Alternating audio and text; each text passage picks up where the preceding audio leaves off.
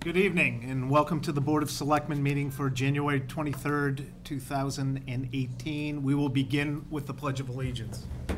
I pledge allegiance to the flag of the United States of America and to the republic for which it stands, one nation, under God, indivisible, with liberty and justice for all. We have a pretty heavy agenda this evening. I would like to start, though, just to set expectations. Everything we discuss at our meetings has to be on the agenda. So if people are here tonight to discuss potential changes to North Street, we can't discuss it this evening. And I will not be entertaining any discussion at all on that. So I would recommend that you get to Cindy and we get it on the agenda for our next meeting. But please don't read into this. It's an important issue. We would love to dive into it. I just cannot violate open meeting law, and we're just not going to entertain it this evening. So if you're here for that, many apologies ahead of time, but we do have to follow the rules that govern this board. Did you want to? I can't even discuss it. The only thing, you can speak at open forum, but we can't respond. Right, you can speak, you have 2 minutes. There will be absolutely nothing coming from us from that, okay? And if it's a repeated same sentiment, I'm gonna shut it down, okay? So. Just to follow up on that, it would be a violation of state law if we discussed it, because it'd be a violation of the open meetings law. So what would happen is, if we discussed it tonight and made a certain determination, those, first of all, the applicant or those people in favor of the provision or against, on the other side of the provision, wouldn't have had notice that we were going to discuss it tonight. So that would be illegal. Yeah. So that's why that provision exists. But you certainly can, you know, make your thoughts known and publicize that for the future meetings. We'll take a pro and a con, and then we'll move on. So, okay, with that, why don't we begin with appointments to the Housing Partnership? And Ann, do you want to begin, or do you want to go through the appointments? I'd just like to say a few things please. Since I missed the last meeting. It was riveting without you. I'd encourage you to watch it on YouTube. First, I'd like to say that I appreciate 3 applicants that have offered to be part of the Walpole Housing Partnership. Unfortunately, as everyone here knows, I wasn't able to participate in the last meeting's appointments. I do take the appointments to the partnership very seriously, and I'd just like to take a few minutes to give the public some insight as to my understanding of the role and the mission of the partnership. Per its mission statement, the partnership is to identify the needs of residents for affordable housing and to develop strategies to produce affordable housing. The strategies need to be consistent with other town priorities, the housing production plan, the town master plan, and the town's character. These are all written in the mission statement of the Walpole Housing Partnership, and I assume that the applicants understand that. I believe that the strategies that the partnership will, the strategies to be employed will be a reflection not just of the above considerations, but likely will be a reflection of the personal philosophies of the partnership members. I think, as we all can agree, affordable housing strategies will have a far-reaching impact and a permanent impact on Walpole with respect to housing density, population density, additional infrastructure needs depending on the demographic of the targeted residents, and lower assessed property values. That does not, however, mitigate the need for affordable housing in Walpole. Walpole's master plan that was developed in 2004 and was updated, and it was updated in 2009. The master plan was developed based upon the results of a survey sent out to Walpole residents. 22% of Walpole households responded. That's not an insignificant number. I think we can all agree that the master plan strongly reflects the wishes of the residents of Walpole and should be given prime consideration when developing affordable housing strategies.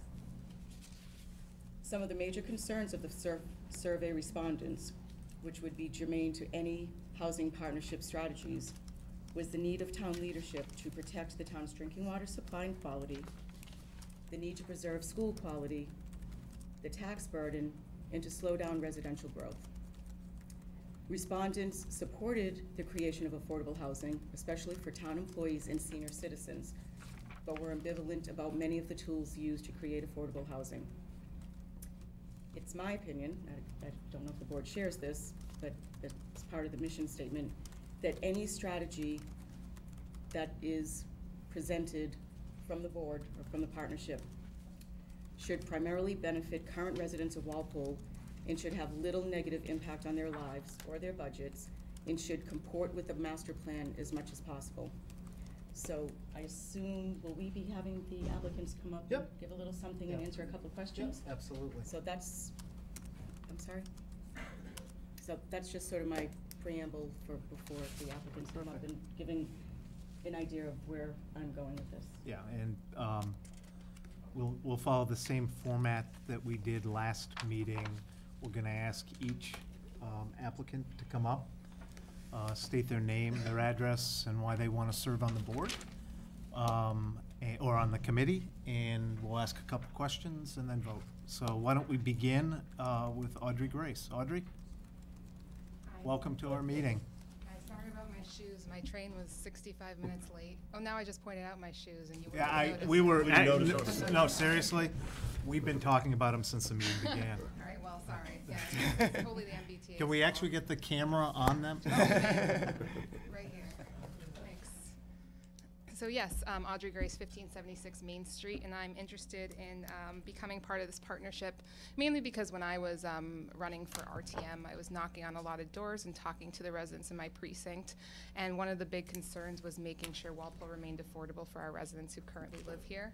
And I thought that this would be a good step to help accomplish some of the goals I promised the people in my precinct and also in the town of Walpole. Affordable housing is a very important thing for towns in general as a need for everyone involved, but also, I mean, we want to control the character of our town and the kind of buildings that are putting up here and to avoid any sort of 40B implications that come along there too. So that's mainly why I'm applying for this partnership. Terrific. And I would make it one of my priorities, at least as part of this member of the board, to update the housing production plan because it expires in December 2018. So that would be, or finding funds or things that we can do to update this production plan.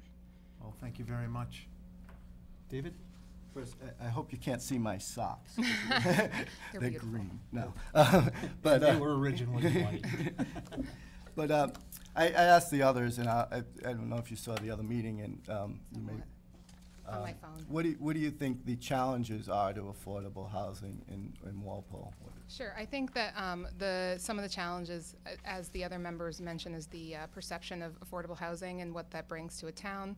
I think some of the challenges are basically just changing the character and landscape of the town in terms of having these nondescript buildings on the side of the road and dense buildings that don't actually look good.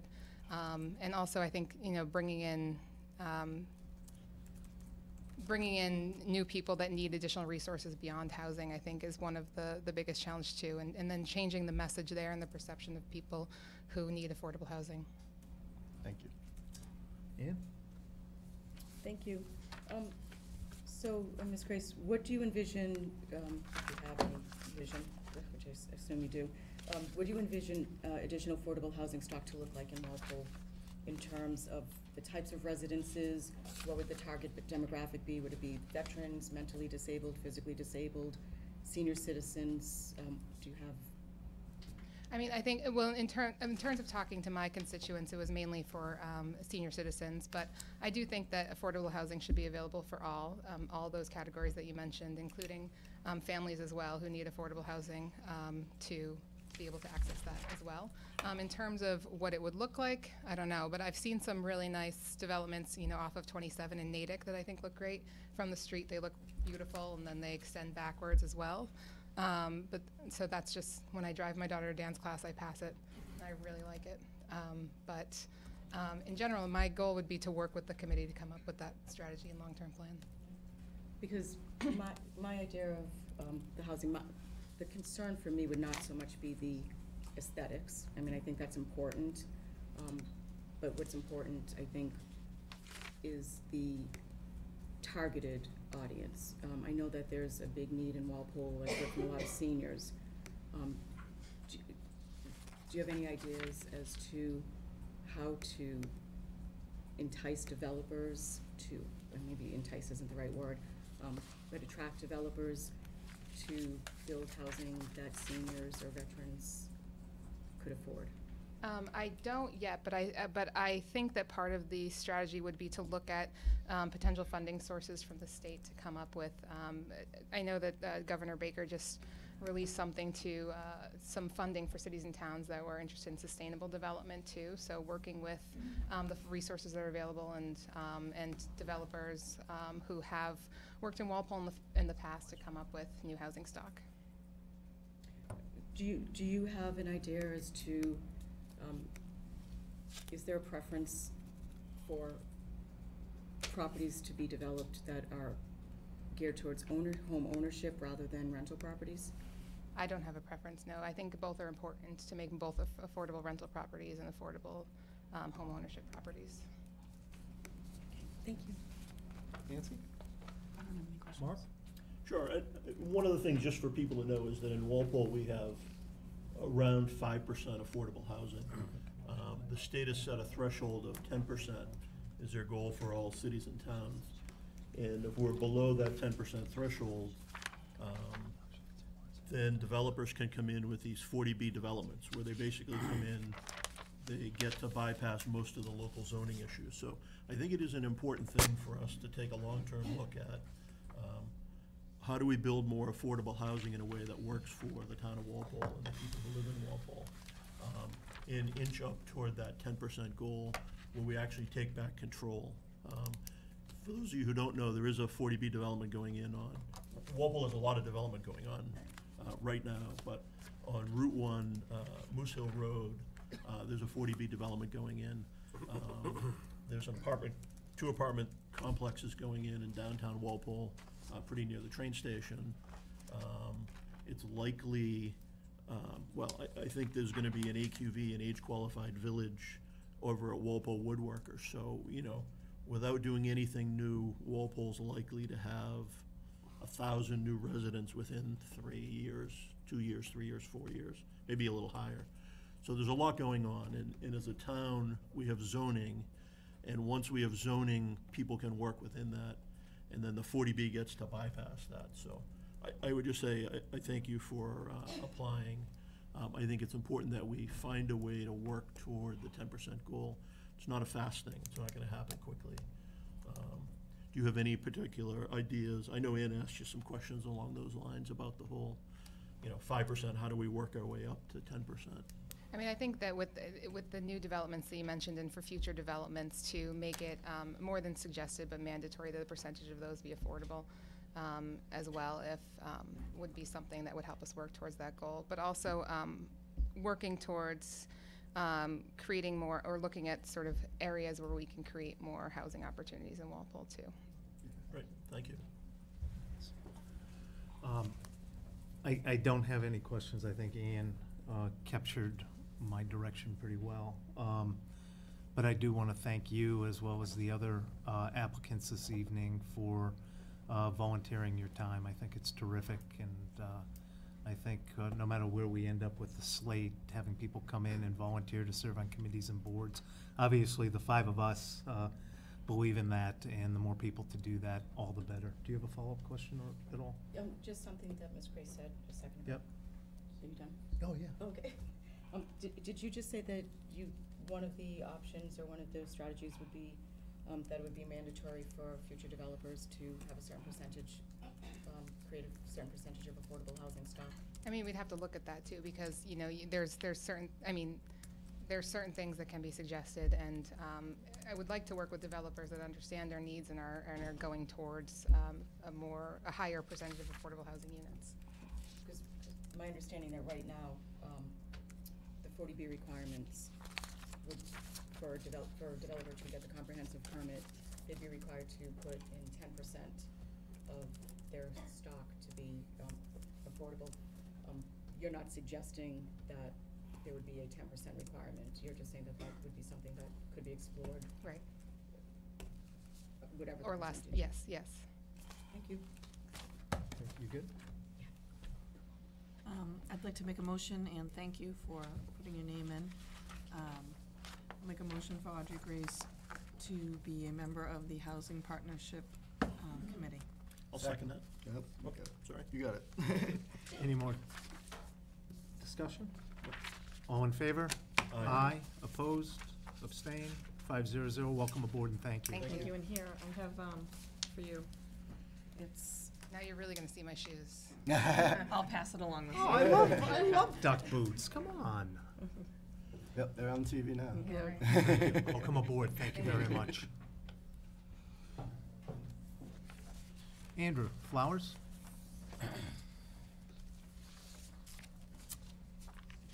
Oh, man, you have your computer. Good evening. Andrew Flowers, 20 Front Street, RTM member in Precinct 4, and serve on the Finance Committee. Terrific, welcome. Yeah, I'm excited to restart this Walpole Housing Partnership for a variety of reasons. I'll answer your questions, but as several of you have already noted, there's good timing here, right? Our housing production plan expires this December. The Baker administration, I think even tonight in the State of the Commonwealth address, is going to be touting the new Housing Choice Initiative plan by that administration, $10 million in potential funding for infrastructure improvements. And as Selectman Galvin said, a lot of developments going on. We've had a lot of 40B activity recently in town, either averting it for the AQV or accepting it at Moose Hill. So housing policy is a rare opportunity where left and right, all sides can work constructively. So I'm looking forward to it. Terrific. David? We discussed this issue several meetings ago, and there was a long discussion about a protracted discussion about changes to the zoning laws. And one of the questions I had for you was, what was your position on the moratoriums that were at the fall town meeting? Yeah, for context, I think Article 29 was asking for some zoning changes, but what came out of that was a moratorium. And there was also, I think, Article 17, if I don't know the exact number, but that was a central business district moratorium. So on both of those, on the Finance Committee, I was critical and inquisitive and skeptical. I'm an economist by nature, and so just as my view, I believe that increasingly restrictive land use regulations are a big reason why housing is so expensive in this country, in Massachusetts, and in Walpole. So that's the kind of background context. So on those moratoriums, I supported the short-term moratoriums after hearing from the planning board, reaching out with questions, hearing from the petitioner for Article 29. I did so because they were short and because they had requisite studies that would come with them. I do not support, and I think one of the big focuses of this committee is to kind of urge caution when it comes to future moratoriums, because if you want to, as Selectman Galvin said, take stock of all this new housing coming into town and have a short-term moratorium, that I was on board with, but longer term it could backfire, and so that's why I'm more skeptical. Do you think in the short term those moratoriums have already have had an adverse effect on affordability of housing? I don't know. It's possible it could be, and that's the trade-off we have to study. And perhaps in the long term, because of the perception by developers, having heard of those moratoriums, that developers who are looking to create affordable housing, it may have a long-term effect as well. Do you think? Yeah, and I think that's why we need to get housing policy right in Walpole starting now, and not to, again, cave to pressures from people who say that these restrictive zoning bylaws that we've had on the books for the last few decades are somehow beneficial to current property prices, when in the long run it exposes us to 40B, it exposes us to limited mobility of people coming into town wanting to start their family, wanting to start businesses. There's a lot of economic growth that would be unleashed if we kind of took stock of all these zoning bylaws. And in fact, you mentioned 40B. The fact of its existence of 40B will continue to exist, and we'll never get any movement on that issue as long as towns continue to be fighting and instituting moratoriums and instituting snob zoning, because the 40B they're gonna point to those activities and say, that's why we need 40B, because these towns are being restrictive. So it's quite a problematic thing that we're getting ourselves into. Thank you. I appreciate your understanding of the issue. Thank you. Thank you. Hello. Hey. So my opinion is, I think I disagree with David a little bit on this, that we have zoning restrictions for a reason, and that's to, in part, control explosive growth in a town. And I particularly am concerned, this may be going a little bit off base, but we have our master plan, and the people, a large number of Walpole residents responded to the master plan, and I think 22% is, again, not an insignificant number. And their concern, and my concern, is explosive growth of population in Walpole. And I would not want to see the housing partnership being used as a mechanism and an excuse to implement, extremely unrestrictive zoning changes, zoning bylaw changes, in something that would significantly impact, again, population density, housing density. I mean, we're struggling in part because our land is scarce. We have scarcity of land to be developed. So there's obviously going to be that push for more dense housing because we can't have as much land for each residential unit. But I would like to stress, and I would hope that you agree, and I'm going to ask you if you do agree, would you prioritize the master plan and the desire of the Walpole residents in their concerns with those particular issues? Population growth, density, infrastructure needs, and Walpole water use, the protection of our water. Yes, I will factor in the Walpole master plan and the information feedback from residents when that was made. But this is also going to be a dynamic process, and I hope the Walpole Housing Partnership Committee has more community outreach and education, studies this issue further, and gets it right, and also talks about what residents want, but in the context of your short-term personal impact versus the long-term fiscal health of the town. And I think there's a great argument to be made here. No one's saying to get rid of all zoning bylaws. We don't even have the authority to. I mean, this is a toothless advisory committee. The point of this is to re-examine zoning and other housing policy issues in the context of density so that, yes, it may be slightly different than the current master plan, but it needs to evolve. As Selectman Galvin said, we have 5% affordable housing in this town. It's not going to change to get to 10% unless we do something about that.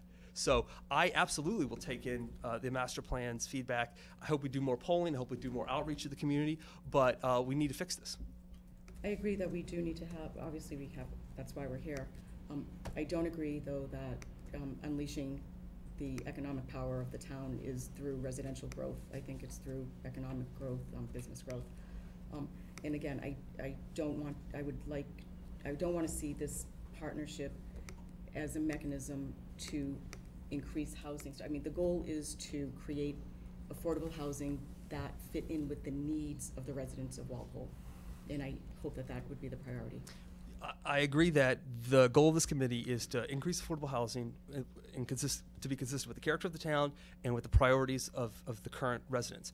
Part of that, though, is these 40B scenarios we routinely find ourselves as entwined with. How do we fix that? We're going to have to increase affordable housing in the town. How do we do that so that it has a minimal impact on density and other residents and impact on the schools, et cetera?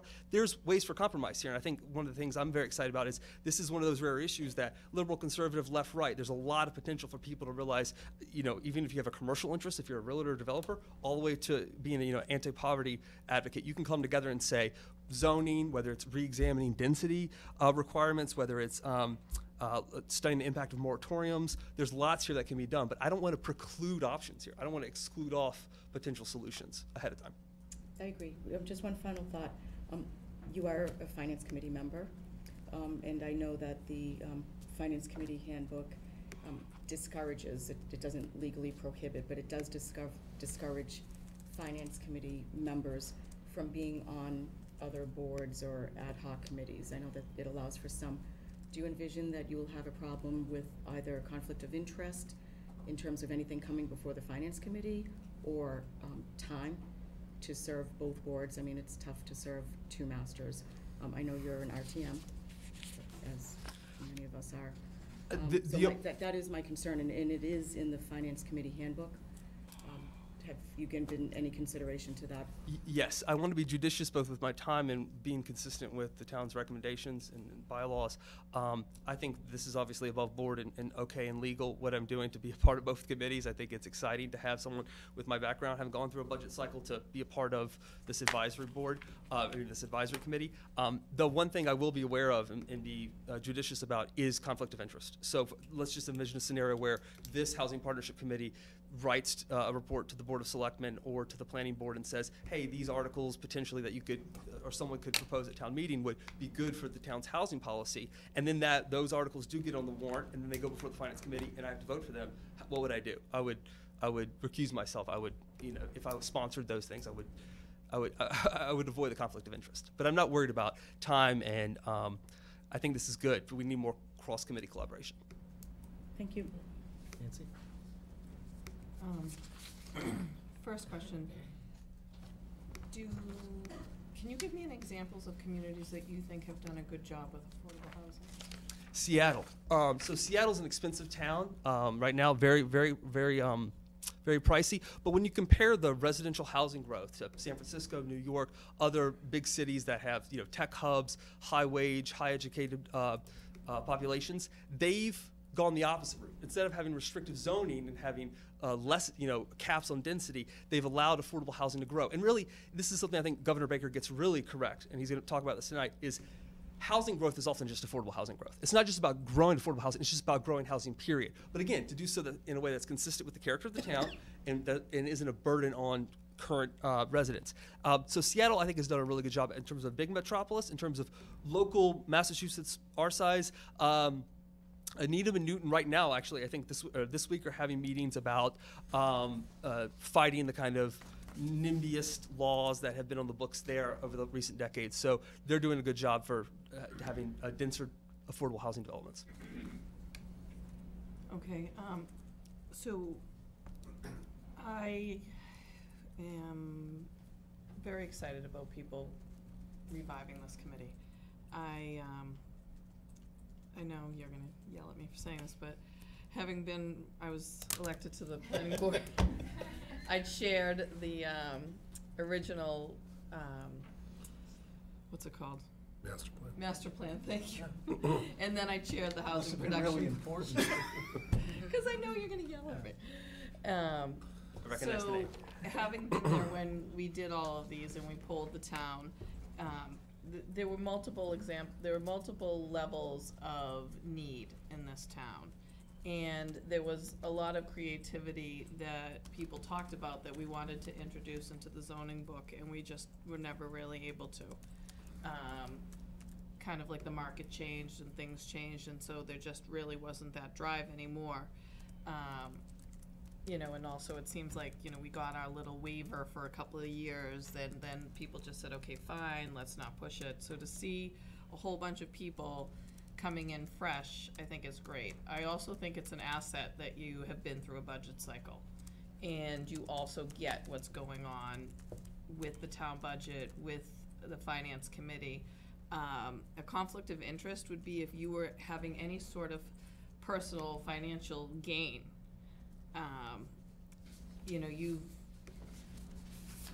I believe that you will do a fine job with that. I mean, we have had plenty of developers that I have served with on the planning board, plenty of developers that are on different committees and things like that, and they still manage to negotiate and act appropriately.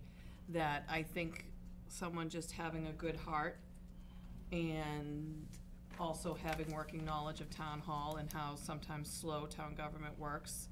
I thank you for being on one committee and wanting to come to another. And that's really it. Might need your sanity checked, but. Right. Thank you. I don't want to belabor it, but, you know, a version of the same question. We know sort of what we don't want is a lot of very highly dense 40B developments, and we're at 5%. So do you have any initial ideas on what we might do to sort of increase our percentage over time so that we can avoid the 40Bs just coming in? Yes, I think examining our zoning bylaws and considering reestablishing zoning density targets is something we could consider. I think studying the impact of moratoriums and whether that is a negative impact on future affordable housing development is another idea. And then in terms of actual funding sources and opportunities, this Baker administration Housing Choice Initiative, $10 million to fund infrastructure improvements and to allow, if town meeting approves, zoning changes that would facilitate affordable, not just affordable, but all housing development in the town. Again, consistent with the growth that the current residents want. And that's why I think we need to use and abide by market forces here. I mean, there's going to be give and take here that's going to equivalate this, I think, effectively. So those are not concrete, though. I don't have specific ideas off the top of my head, but applying to the Housing Choice Initiative program, examining zoning and density targets, studying moratoriums. Those are my 3 initial ideas. But really, I want buy-in from the whole committee. I want to learn from what they think. So we'll see. Great, thanks for volunteering. Thanks for volunteering. Couple things. I think I heard you correctly, and I hope I didn't, actually, when you said that this committee would be toothless. Because I, quite frankly, don't want anybody serving on a committee if they don't think the committee is going to be effective. So I'll give you a mulligan on that if I did hear you correctly. Yeah, that was glib, and I retract that. Yeah, because this is an important committee. We take recommendations from every committee extremely seriously, and as you heard from Ann, David, Nancy, and Mark, how we develop this town, how we address a huge issue of affordable housing and 40B is probably one of the biggest responsibilities we have. And everybody serving on this committee needs to know that this is really important, because if we don't get it right, it has long-lasting impacts to every inch of this municipality. The impact on police, on fire, on safety, on our roads, on traffic. I can go on for hours on this. So please take it as seriously as any one of us would, number one. Number two, it would be great for the committee to come back to us when it's up and running with comparisons to other towns that are similar to us. Seattle does nothing for me. Needham and Newton, God, I wish we had the resources that they had, as well as the land, right? We don't have that here, and I am naive in listing 2 or 3 other towns that I could compare us with, but I would love this group of people to come back to us. We want to work with you, and quite frankly, this is exciting stuff. So with that, any follow-ups? Nope. Make a motion to appoint Andrew Flowers to the Housing Partnership Committee. I'll second that. All in favor? Aye. 5-0-0. Thank you very much. Thank you. Andrew? Andrew? There you go. Nice shoes. Paperwork already. And nice shoes. Let's see how Phil does. Philip. Shoes. I know you're new to this room, so. Yes. Thank you. Philip Sharofsky, 90 Pemberton Street, Walpole. Yeah. So, Welcome. All kidding aside, welcome, and you are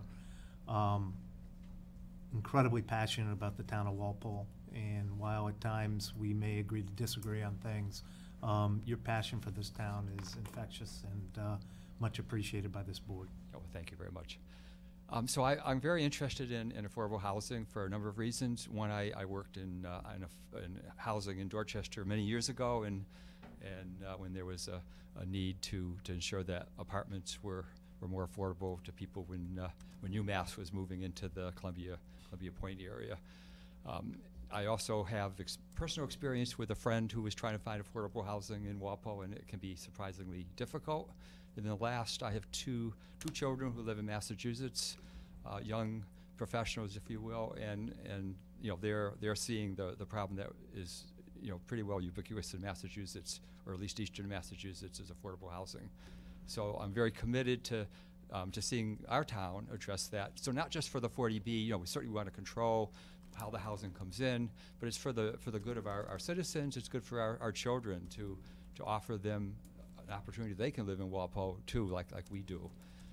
So I think that we do all want to keep the character of our town. That's very important. So by being in front of this, we have the opportunity to do it right, as many people have mentioned. This is a good time to be doing it because, as mentioned, Governor Baker, there's a lot of interest in the state.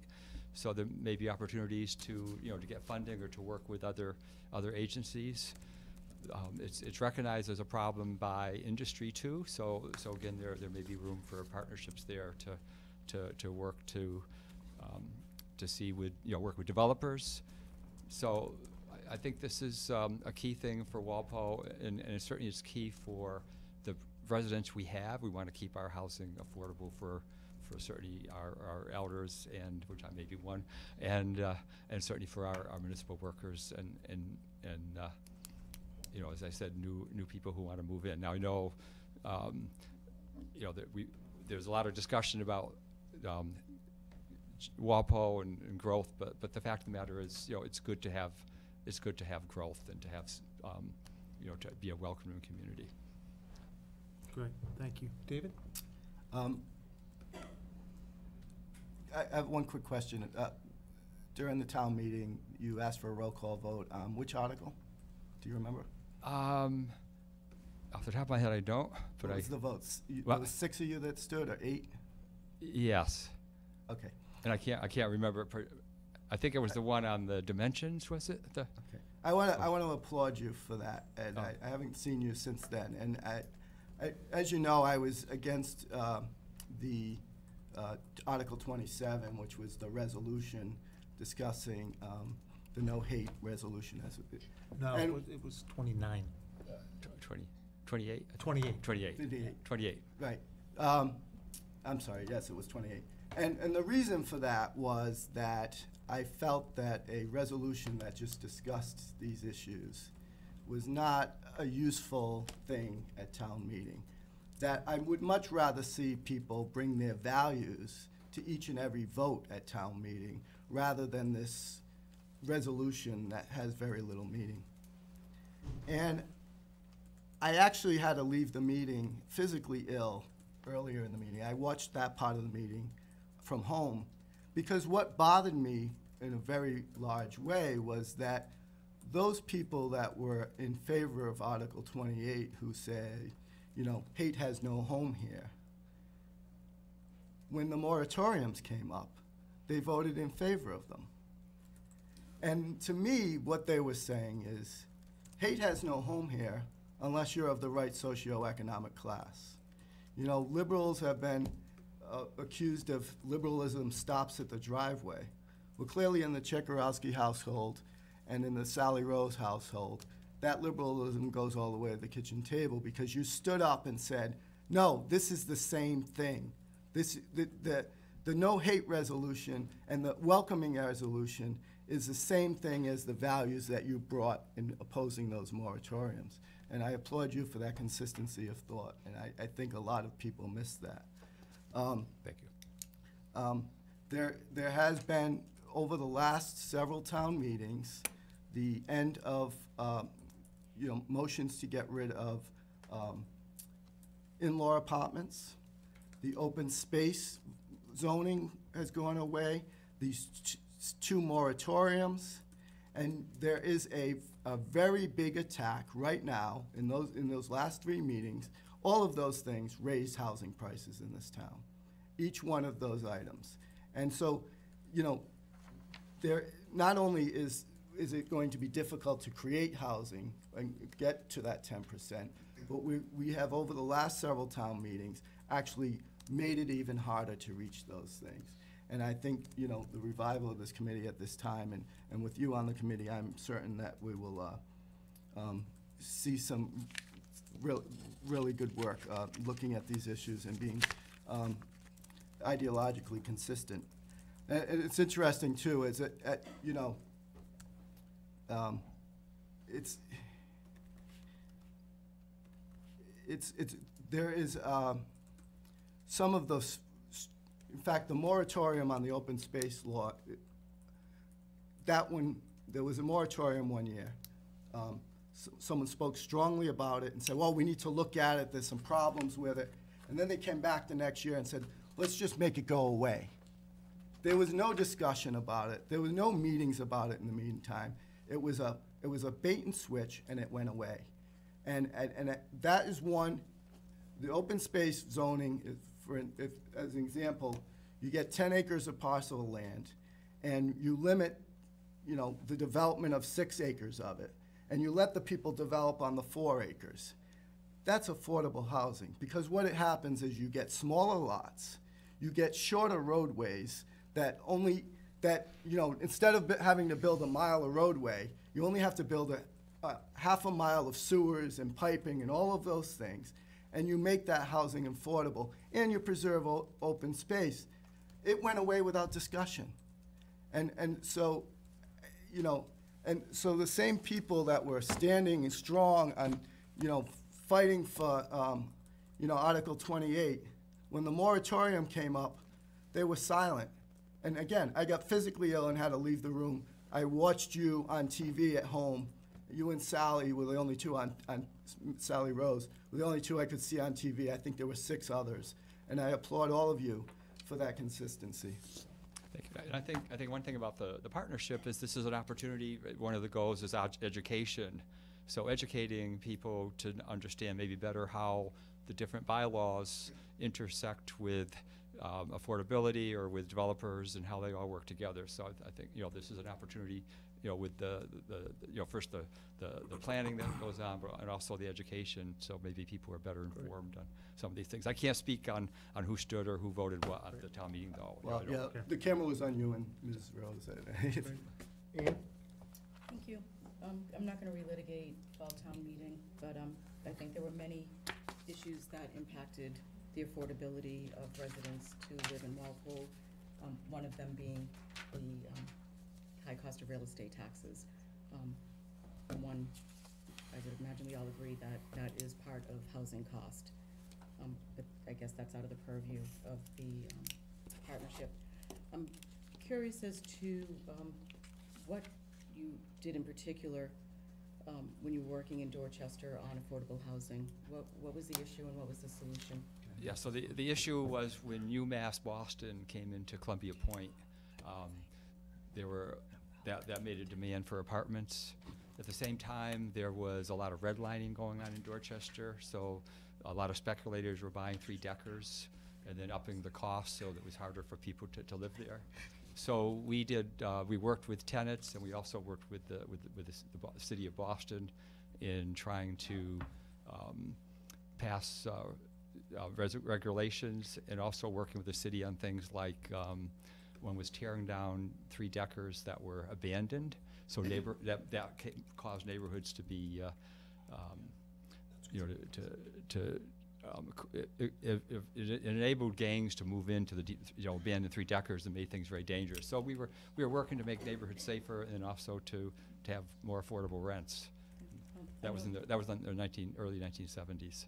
I know firsthand of all the mortgage fraud that was going on in the Dorchester area during that time period. Redlining was a huge problem. There were, and that's a whole other story about the impact of that on housing prices, speculators, and rental costs. Were you an advocate of, and are you an advocate of rent control? Was that one of the solutions that was implemented? When I was working there, yes, I was. Housing? Yes, yeah. There's a way to. That's not something that you would advocate for? I don't think that's something that is going to happen right now. I don't. I think the whole intervention, if you will, of city, town governments in funding or in regulating apartments. I don't think that's even anyone is considering that. So it's your philosophy that the town of Walpole, the governance of Walpole, should not get involved in dictating to landlords? Yeah, I don't see what that rents happening in today's world. Yeah. Thank you. Nancy?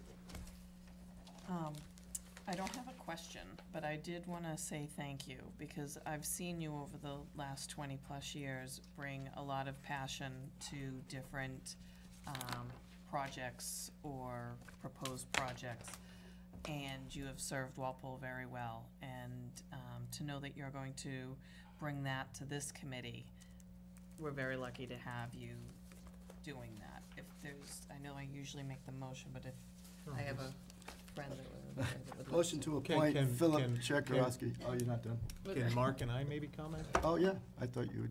I'll just say thanks, Phil, for all your work, and I do look forward to the, hearing from the committee after you've had a chance to ramp up. And I do like Eric's idea of, maybe you can identify a couple of local towns that are similar in some way to Walpole, and Seeing what that they're will help doing. all of us, maybe take a drive over and see what's going on, because, we're not the only town going through this, and it would be good to see a couple that are ahead of us and have some good ideas that are working, so. And thank you learn for from volunteering. what they're doing. Yep. Yeah. Oh, one other quick thing also, I know that you will, as a committee, vote your own chair, but my suggestion would be, if not just for a year or interim, that with your experience on so many different committees and projects, that everyone might want to consider you. And I would certainly bow to the committee. I would not, yeah. Yep. Thank you. David, please go ahead and make. Oh, I can go? Yeah. I actually asked to take over this motion, and then I realized pronouncing your last name was gonna be fun, but I moved to appoint Philip Chekarowski to the Housing Partnership Committee. I'll second that. Any more discussion? All in favor? Aye. Opposed, abstained, 500. Welcome. I believe, Cindy, if I'm correct, the committee is full? Or do we have two more seats? Two more seats? So if we have, so if there's, yes. Of you, Mr. Chairman. That's for Oh, Phil. am I in Is there a trouble? question of you? No. Oh, go ahead. That's for Phil. That's for Phil. Sorry. Welcome. Thank you. Phil. Is there a representative of the Council on Aging or the seniors that's on this partnership? Because I think That's a great idea. Well, I think it's part of the mission statement and charter. requirements Yeah. that we should, Is it recommended or is it It's not- mandated? it's- And, A developer would be good, too. Don't we have I don't 6 think now? it's mandated. no, we have 5. Oh, we have 5, so there's 2 more May I open read from seats. it? Yeah, please. The Yeah, if we big- can, if There's we 2 can. more open seats. Go ahead, Ian. Section 2, section, paragraph 3, membership should represent the broad perspectives and interests of the community. Such representation will ensure that the partnership approaches its work with a broad knowledge of the community. Members may include interested residents, public officials, housing advocates, real estate brokers, bankers, members from various land use boards, community leaders, developers, attorneys, business leaders, and clergy. It is especially important for someone from the Walpole Housing Authority, education system, and our senior community / council on aging be members of the partnership. Got it. So I think that's Fair something point. that we should encourage, especially since seniors seem to be a target demographic.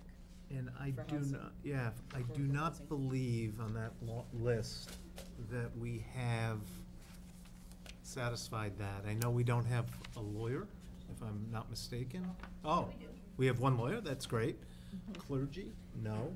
Council on Aging, Well, I or, think council on aging, because it represents Right, a no, direct, no, a no. direct stakeholder and interested demographic. We could ask Jim to talk to. yeah, so can we make a Joe. note Sure. with other, I didn't mean to cut you off, No, I'm no, sorry, that was it's- rude. For the 2 remaining seats, we would love to see if we can satisfy that. That's a great point, Ann. On the particular, on the chart, it says, I don't think this is a requirement, but member of the Veterans Committee. Yeah, I mean, If you it's could all cover the good. senior veteran Yeah. area, that would be great. Terrific. Okay. Point well taken. We're good. I want to thank the 5 appointed individuals. You now have a quorum, so you can continue, or you can begin your work, and we'll go from there, so thank you. With the time being 10 minutes of 8, we will have open forum. As I open this meeting, we cannot discuss North Street. I will entertain 1 or 2 people talking about it, but I'm not gonna put the board at a disadvantage. So with that, the mic is open for open forum.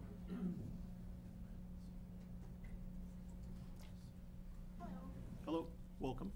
Thank you. Nice to see you all again. I'm Yes. Sue Shockett from 1340 North Street.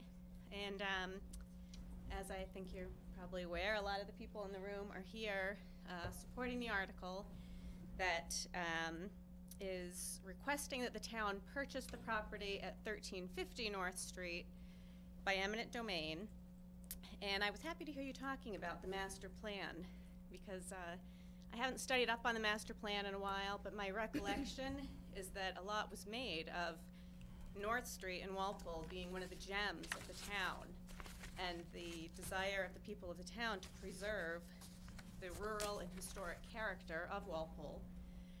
It's one of the only roads left in the town where you can drive up and you actually feel that you're in New England. It's still the old houses, including 1350, which was built in 1745. It's the third oldest house in the town. It definitely qualifies to be on the National Historic Register. I have a whole list that I'll get into at a later meeting about the historic details of it. I want to point out, this is not a special interest. This is right in the master plan. The 22% of people who responded are the 22% who care about the town and preserving the character, and considering the reason that a lot of us moved to Walpole over other towns was because we had some open space and we have historic homes and a beautiful scenery, and it's appreciated by the entire town, not just a section of the town. You had also been mentioning affordable housing, which goes right along with the plan. So what we're hoping is that once the town purchases the property, we will be able to partner with an organization such as Habitat for Humanity or one of the veterans groups that does work to place families in need into homes. A mortgage is then taken out, and our group is very willing to help fundraise and offset any expense to the town, and then the mortgage from whoever is lucky enough to get the home goes along to paying back the money that the town would be expending. We are trying to prevent the permanent consequences that cannot be undone once that house is demolished. Great, I appreciate that, thank you. And we are trying to prevent a commercial building from going in, which, as the proposed daycare operator has told me, would have 150 children. It would level the entire land. There would be a concrete, low brick building with a parking lot. And once that's there, it's there.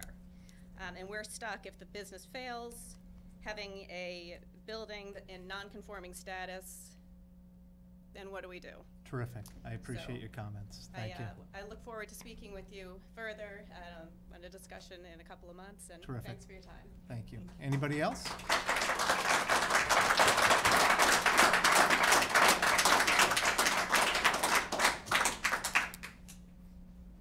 Anybody else? Anybody else for anything else in open forum? Terrific. Sure, please. Please come up to the mic and state your name. Olivia Cullen, 27 Bubbling Brook Road. It has to do with the affordable housing.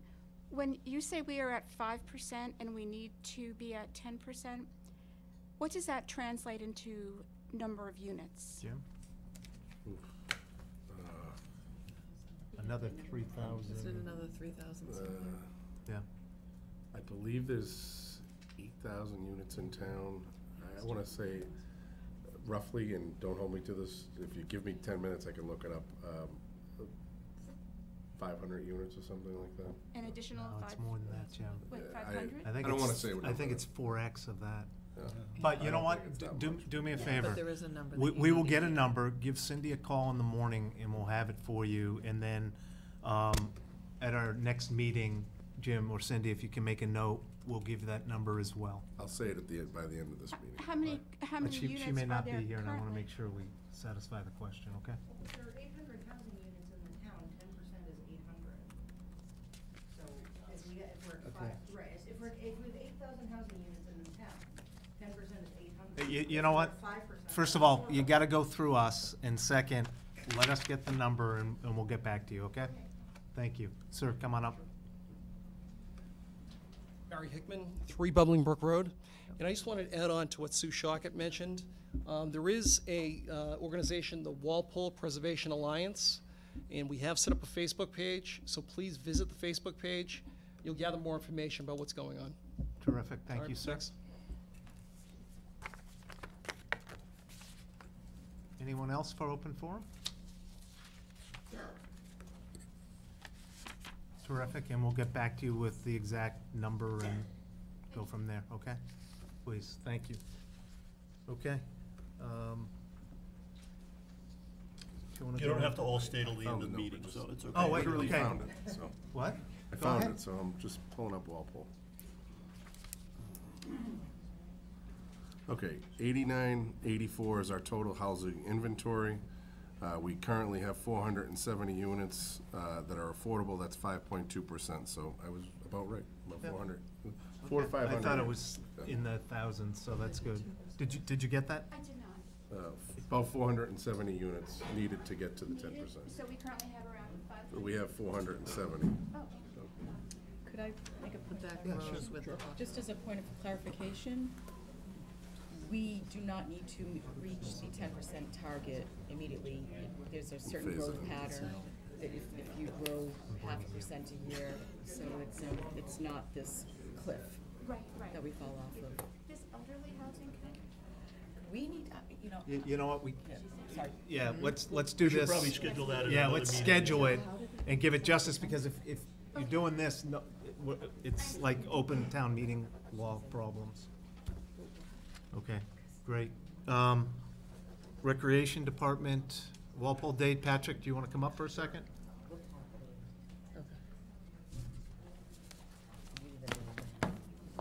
I really know how to kill an audience, huh? Yeah.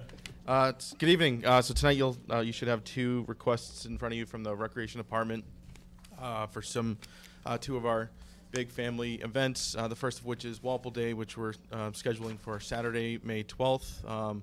This is our 11th year running this event. Wait, And one as second. you- Harry, can you shut that door for us? Thank you. This is our 11th year running this event. It's a great opportunity for, sorry, a little distracting, us to work with a lot of the local organizations and businesses. It starts with a parade that kicks off from the high school at 11 o'clock, culminates here in front of Town Hall on School Street, and then the festivities begin at around 12 o'clock. So we've got a food court, kids zone, vendor booths. Just a great day for families and children to come down and enjoy the unique spirit of Walpole. You do, your staff, the town does such a wonderful job on Walpole Day, and hopefully this one will be in the spirit of, yeah, it's Every year it outstanding. gets Thank you. And I'm glad you mentioned that. We have a great staff at the Recreation Department, so I'm glad I wanted to point that out, that we got a great team over there, and they really get dedicated and involved Oh, in it's this, a so they great do a event, great job. so- So thanks for recognizing that. I'll make a motion to approve the request to hold the parade and Walpole Day on May 12th, 2018. I'll second that. Any more discussion? All in favor? Aye. Aye, 500. Great, thank you. Congratulations, Concerts on the Common. Thank you, Concerts in the Common. This is our 24th annual year running this event.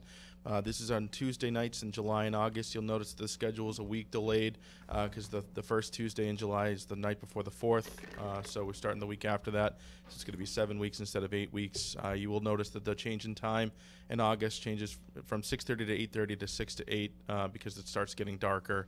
But again, this is a great activity for the family. And we've already had performers and artists reaching out to us, eager to perform for an eager Walpole audience. So request the board's consideration for that also. I'll make a motion to approve the request of the Recreation Committee to hold the concerts in the Common as outlined in the memo dated January 5th, 2018, 1-17. I'll second that. All in favor? Aye. Aye, 500. Congratulations, have some Thank you very fun, much. okay? Great, Thank thank you, you. Patrick. Have a great night. Good seeing you, Patrick. I'll make a motion to approve the request, the use of Adams Farm on April 17th, 2018, September 9th, 2018, October 23rd, 2018, for the Norfolk Hunt Club as they have in the past. I'll second that. Everything in order? Everything's in order, it's been approved by Adam Scott. Okay, all in favor? Aye. 500. I'll make a motion to close the spring annual town meeting warrant. I'll second that. Any discussion? All in favor? Oh, One sorry. question. Is the citizen petition, I was is gonna within, just, Mr. Chairman. Yes, sir. Right prior to the beginning of this meeting, we received a citizen's petition from John Hassenjager, who will serve as a lead petitioner. I'd request that we just add that on as Article number 40. Currently, before you have 39 articles. I think it's the right thing to do. He had the required number of signatures, so. I'll make a motion to Well, wait a amend second, my yeah. motion. Before we do that, please, that satisfies what you're looking for? Well, no, because we had a motion, you're now gonna change your Retract it. motion. Well, So, I I'll don't make a think- motion to retract your original motion. Do I have a second? I'll start by retracting my second. Okay, So, Okay, so I'll retract my motion. okay. All in favor of the retraction? Aye. Aye. John? Okay. No, that was just to make sure that that article made it into your warrant. That's Okay, great. That's what we're here I just for. wanted to make sure you're The taking care of it. wikis are the client, and then. Yep, so, awesome. Thank you. Okay. Appreciate it. Yep. Thanks for your help. Okay, Nate, sorry about that. So I'll make a motion to close the spring town meeting, but it will include the certified Citizens petition. that we citizens received. petition that will be Article 40 on the document dated 1-19. I'll second that. All in favor? Aye. 500?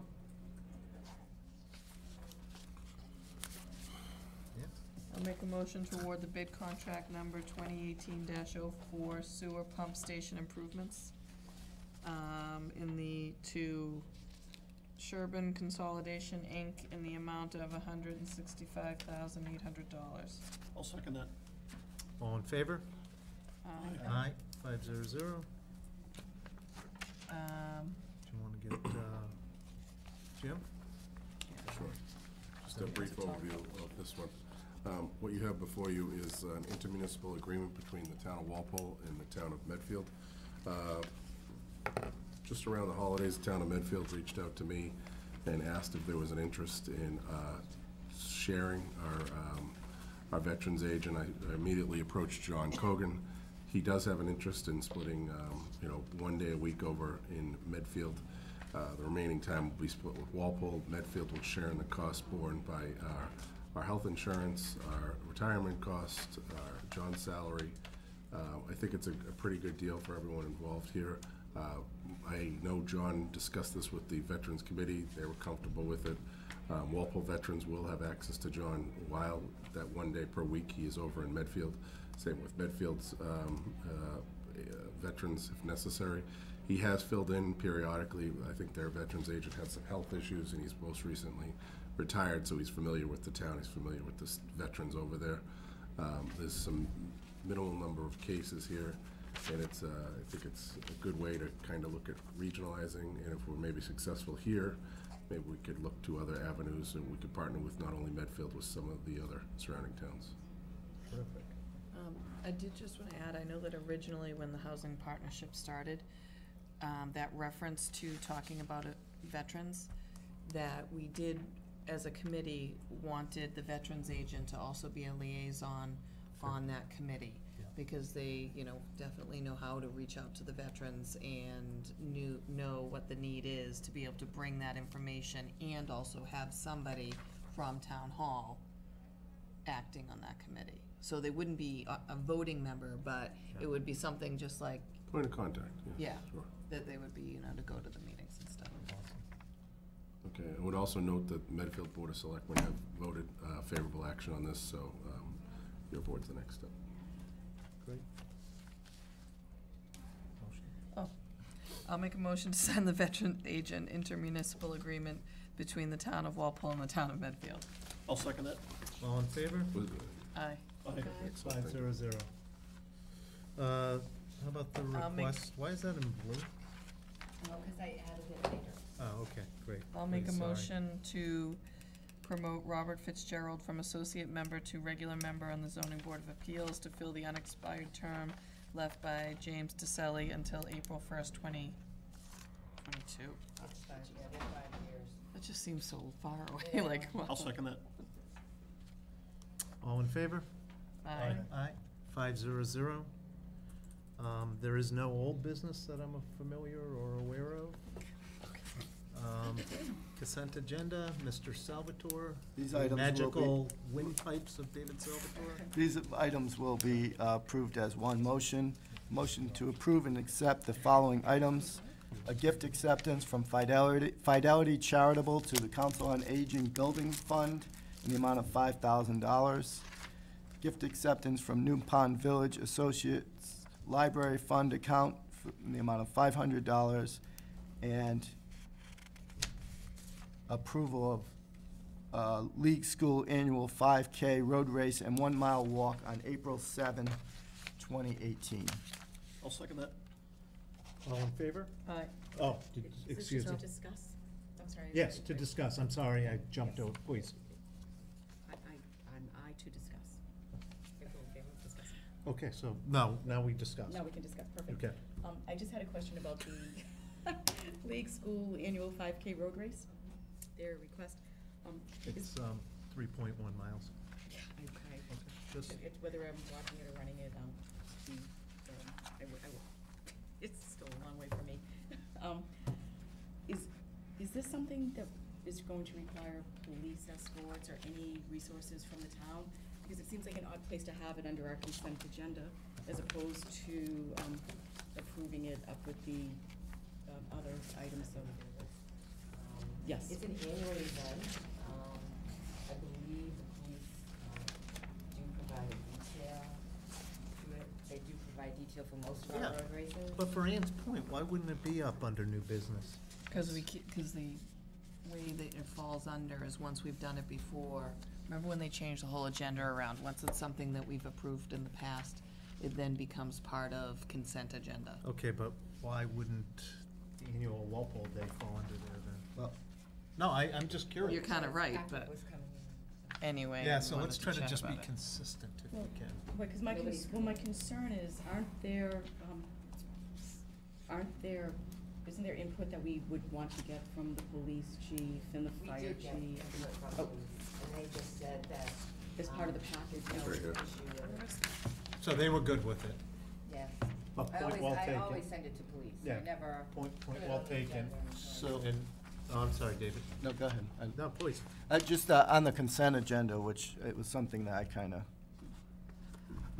one of the things you can do is, you actually could be more inclusive. There may have been other items on the agenda that could have gone into consent agenda. Right. And any one of us can take it out of the consent agenda at any time, and we can discuss it individually as we are. It's just, instead of going through and having 4 different votes, the idea of the consent agenda was that if there was, so if there are 5 items and there's one item that there is some contention about, we could take that off the consent agenda and just have the one vote for the other 4 items, and it just speeds up the process. It's by no means to restrict the conversation that can occur as to these items. It's just a way of speeding up the voting process. Any item on this, you don't have to take all or nothing on the Right, consent no, agenda. and I get so that. it doesn't change. It the- is in our packet. No, I know it is, but I Oh. guess I'm accustomed to, it Right. seems like where it's placed and the 100% in agreement. scarcity of documentation, when something is impacting our roads and our traffic pattern, and we're gonna be shutting down roads, I would assume, If you that prefer, I there can seems to be put them less under new business. scrutiny. I don't think the roads are shut down. Yeah, this It's one just goes a down walk, Squire yeah. Court, Grant Ave, Moose But, Hill, and and this then can, through the yeah, park. and this was a judgment call, and I just think on things on events that we have to vote on that require police or fire or both, let's just have them under new business and separated. Yeah, I can do Cool. that. I don't care, whatever Yep. you want. I mean, it could also, though, be a question, when it goes out to police, is this gonna cost you a detail and who's paying for it? Exactly. That I mean, could- there's that more could be a scrutiny question that I if think that's- should be I- assigned. You know, when we do well, something at Alex it's- Farm Day and they want a drink, a liquor 100% permit, in agreement. I think that we need to have The discussion. Yes, as we're having. So that could be, so Cindy? You may want to have the police chief have a discussion with him about this, because him and I have discussed the police detail issues and Okay, so So you going wanna forward, discuss that. on- Put Figure all it out. requests for races. right, and let's, under the consent agenda, have the rapid-fire items that David had mentioned, Right, right? yeah. I see this no different than when the Knights of Columbus want to have a one-day liquor license. Well, we always use liquor. You- Is that right? No, but let's, But I you know, can. Let me yeah, use one. it's all good. Fine with me. Thanks. Okay, so we have a motion and a second. All in favor? Aye. 500. Town administrator report, please. Sure, just a few items to go over. Prison mitigation, I sent in the attached request to the state requesting they release the prison funds. Now Governor Baker has released all his holds in the FY18 budget.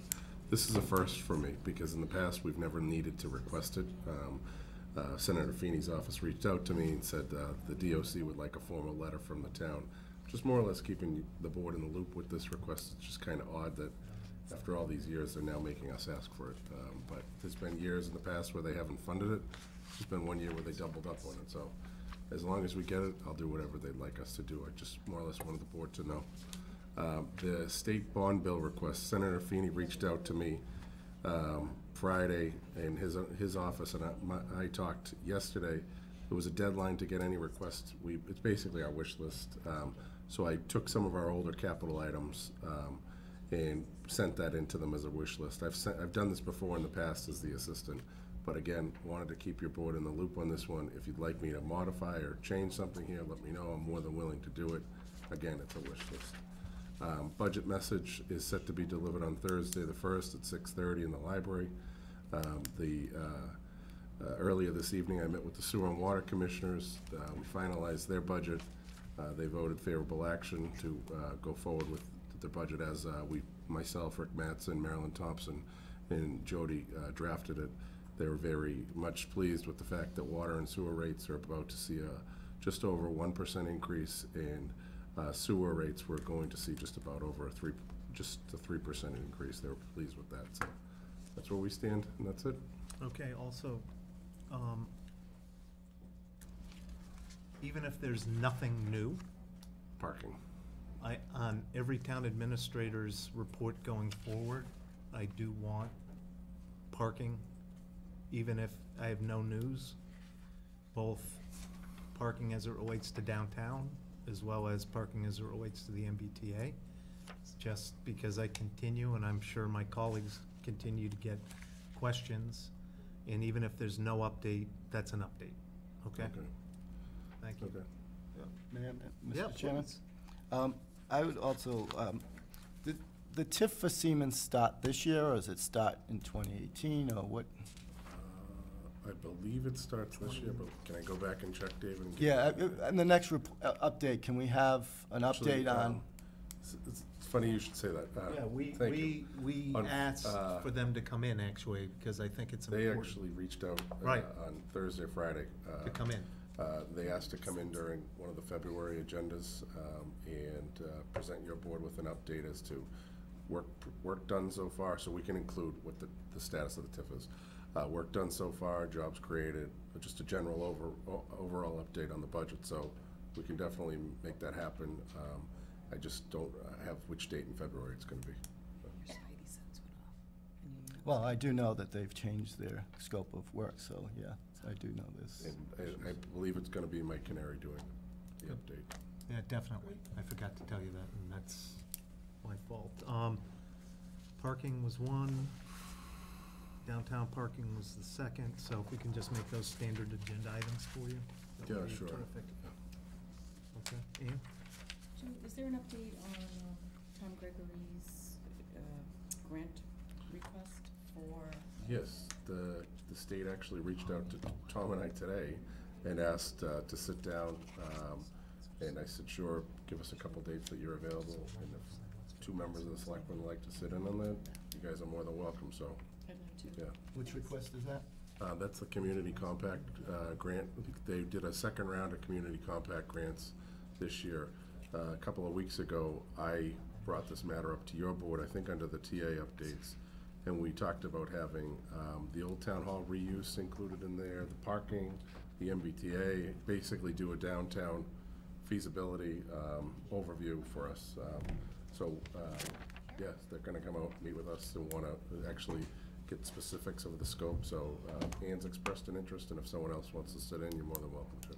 Because David, the idea is that to revitalize downtown, it would be, great to get someone expert in revitalization to come in and give us some ideas on instead of just in a vacuum and piecemeal, but a big scope with all of our concerns and needs, so we could at least get the study done. The state would do the study. Whether we implement anything or not is a different story, but at least it gives us ideas. There might be things that we might be able to implement to.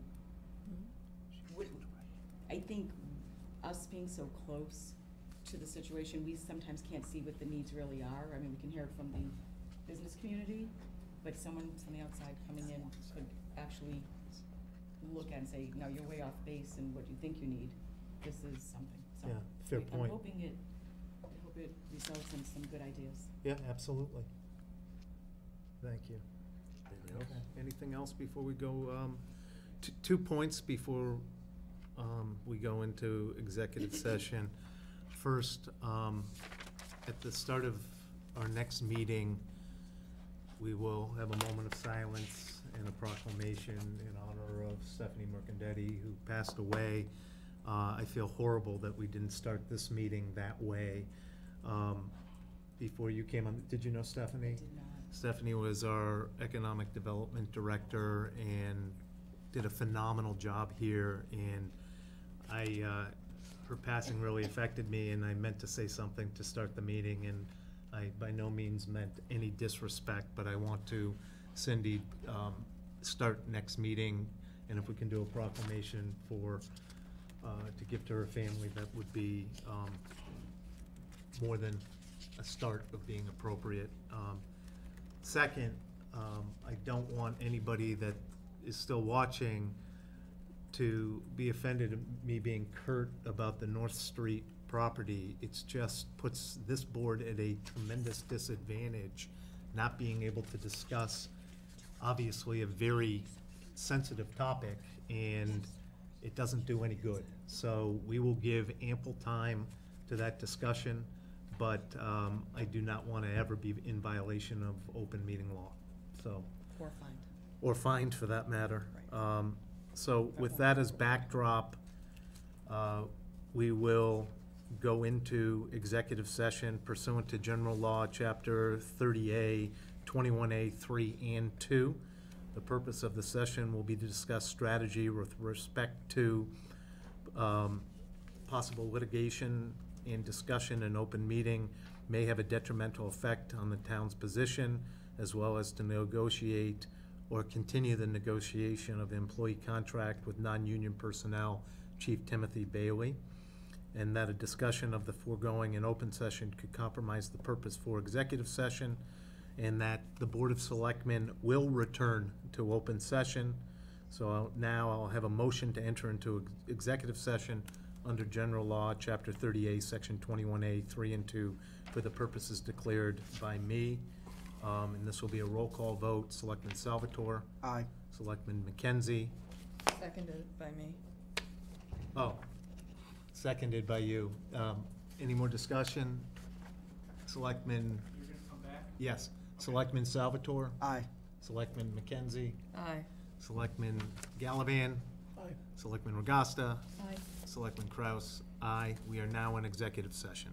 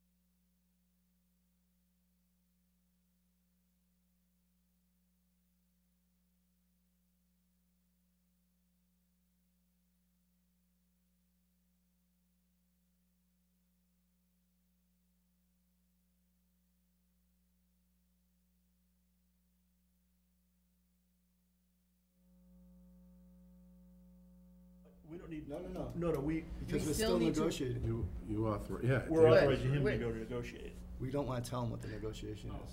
You know. Right.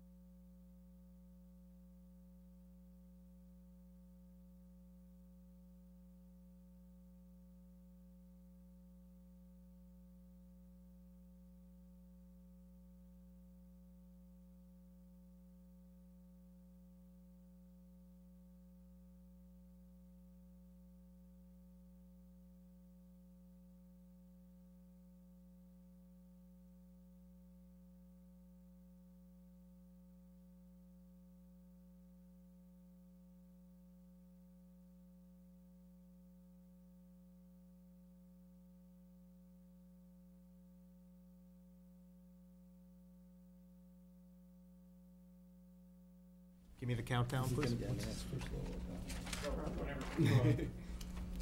Welcome back to the Board of Selectmen meeting for January 23rd, 2018.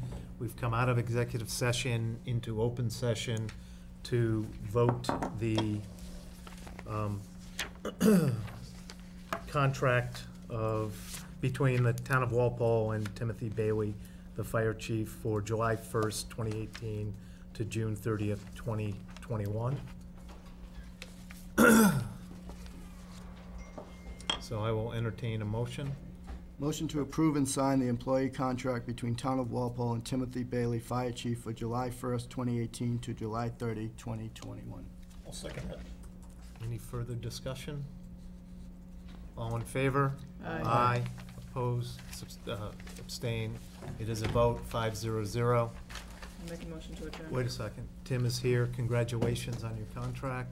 It was a unanimous vote, and we look forward to your impeccable service for the next several years, so thank you, sir. Thank you very much.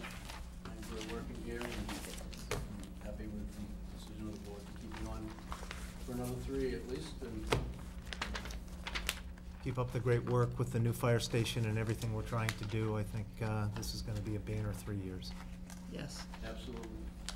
Are we waiting on something, Mr. No. Town Administrator? Did you send out a question for that? Great. Thanks, buddy. No? No. Oh, okay. I'll make a motion to adjourn. I'll second that. All in favor? Aye. Aye. Aye. Meeting.